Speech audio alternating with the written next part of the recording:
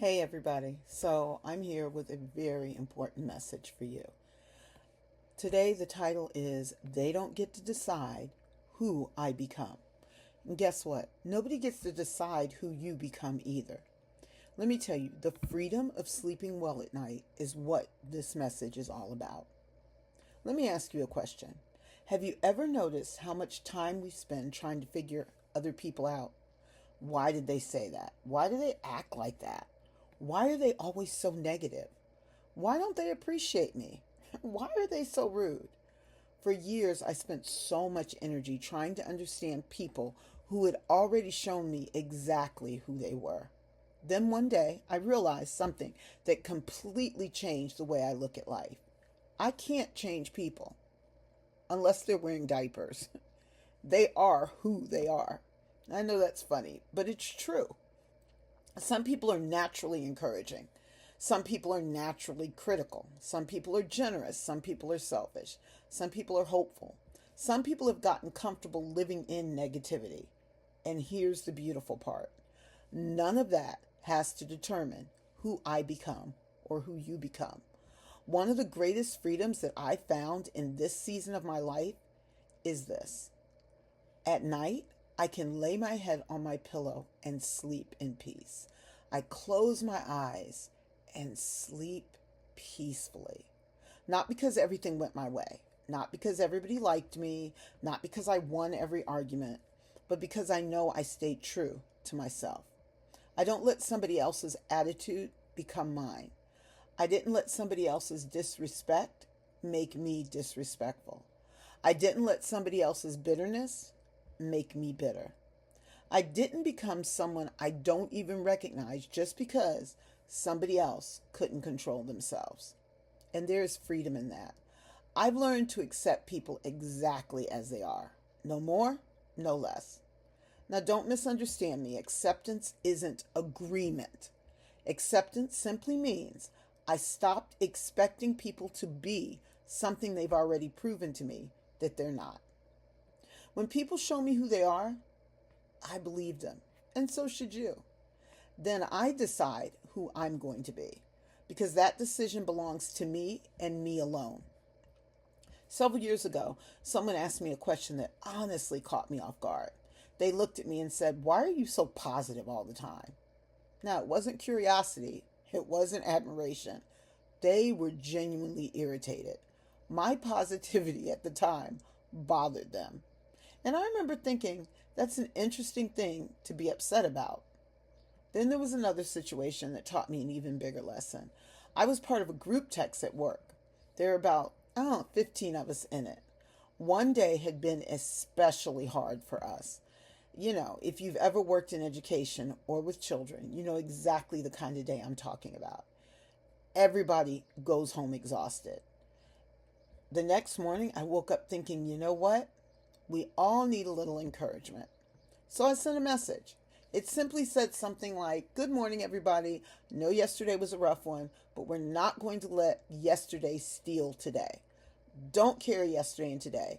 Let's make today a great day and make a difference in the lives of the children we serve." And then I hit send. My heart was in the right place. I wasn't trying to tell anybody what to do. I wasn't trying to be the boss. I wasn't trying to sound better than anybody else in that chat. I simply wanted to encourage my coworkers. Later, I found out someone had said, "Who does she think she is telling us what to do?" And let me be honest with you all, that irritated me. It hurt me. So I quietly removed myself from the group chat. I thought, fine. If my encouragement isn't wanted, I just won't say anything. But later, God had to deal with me because I realized something. There were 15 people in that group. Several people thanked me. Several people said that was exactly what I needed to hear this morning. But I ignored all that. Instead, I focused on one negative response. One person's opinion became louder than everyone else's encouragement. One criticism outweighed several compliments. And before I even realized what was happening, I allowed one person's negativity to change the temperature of my own heart. That's when I realized I wasn't acting like a thermostat. I was acting and becoming a thermometer. I let someone else's response determine mine. I heard someone say there are two kinds of people: thermometers and thermostats. A thermometer simply tells you what the temperature already is. If the room is cold, it's cold.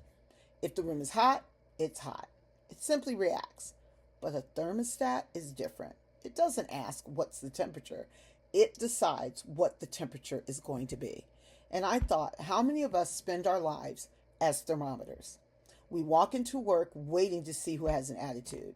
We wait to see if someone speaks before we decide whether we're going to speak. We wait to see how everybody else is acting before deciding how we're going to act. We call it matching energy. You've heard people say it. They came at me wrong, so I gave it right back. Can I challenge that today? What if we stopped matching energy and started changing it?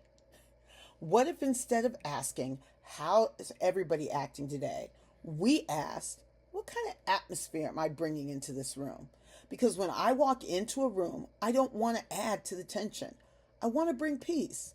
I don't want to add to the gossip. I want to bring encouragement. I don't want to add to the division. I want to bring unity. I don't want people leaving a conversation with me feeling worse than when they came. I want them feeling seen, heard, respected, hopeful. I've spent decades working with children, working with families, working with teenagers, working with coworkers under pressure. If I waited for everybody else to change before I decided who I was going to be, I'd still be waiting. Somebody has to be the thermostat. Why not me? People are allowed to be who they are. They're just not allowed to decide who I become.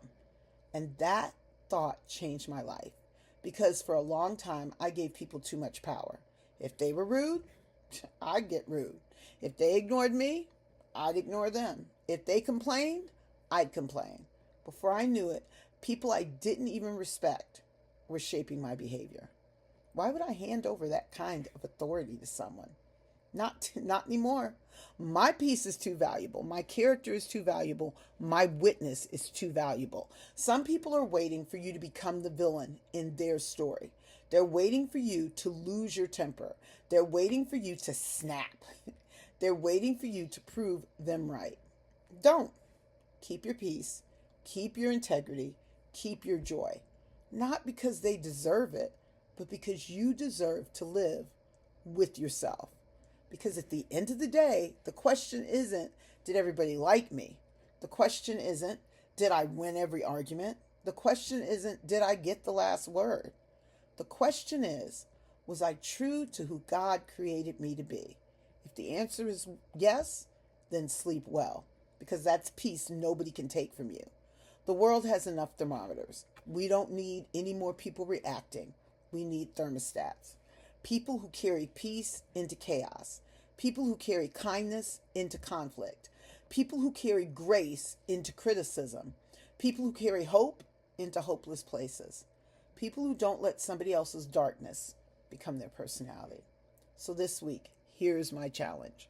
Walk into every room asking just one question.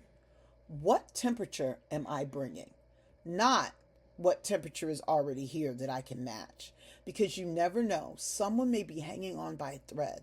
Someone may be one encouraging word away from not giving up. Don't let one negative voice keep you from speaking life to everyone else. I learned that lesson. I'm still learning. I'm still going to encourage. I'm still going to smile. I'm still going to believe the best, because that's who I want to be. So now I'm telling you, when you lay down your head on your pillow tonight, may your greatest peace not come from winning. May it come from knowing I didn't let them change who I am. People are free to be who they are, but they don't get to decide who I become. And that is the freedom that lets you sleep peacefully every night.